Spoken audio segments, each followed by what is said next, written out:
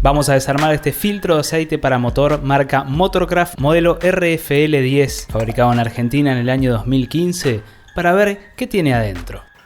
Previamente cortada la tapa con un disco de amoladora, lo primero que nos encontramos al retirarla es esta válvula antiderrame. Su función, para un filtro que está instalado de manera lateral como este, es que el mismo retenga el aceite y no vuelva al cárter, para que en el próximo encendido no tenga que volver a llenarse desde cero y sea más rápida así la lubricación al árbol de levas. Esta válvula es accionada por este mecanismo que funciona como un resorte empujado por el núcleo filtrante. En el fondo del cuerpo del filtro hay un soporte que es rígido, no funciona como resorte, donde apoya este núcleo que acabamos de retirar. El mismo, en este video está obviamente sucio porque es usado, pero tiene un formato y un color similar a este que les dejo en pantalla. El aceite pasa a través de este elemento filtrante que se ubica en forma de zigzag en toda la circunferencia para filtrar los residuos que el aceite pueda tener y pasar al motor del automóvil ya limpio.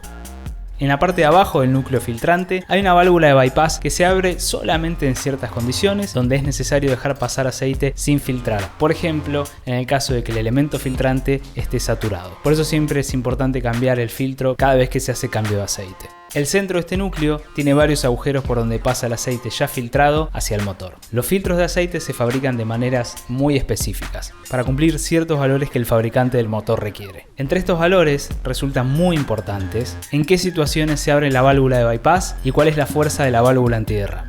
Por eso es importante ponerle siempre al automóvil el filtro que de fábrica el motor pide. Y como se imaginarán, cuando a uno le dicen que dos filtros de distintas marcas son idénticos, la única forma efectiva de saberlo es hacer esto, desarmarlos y compararlos. Espero que hayas aprendido algo nuevo. Te invito a que conozcas mi canal personal, lean blogs y si hablas inglés, it's Liam. Vamos a desarmar este cartucho de inyección de tinta HP 122. Lo primero que encontramos es la esponja donde la tinta se almacena. Está fabricada con material hidrofóbico. Es un poco pequeña, ¿no es cierto? Acá habría espacio para poner una esponja más grande. Así que veamos qué nos dice HP sobre esto.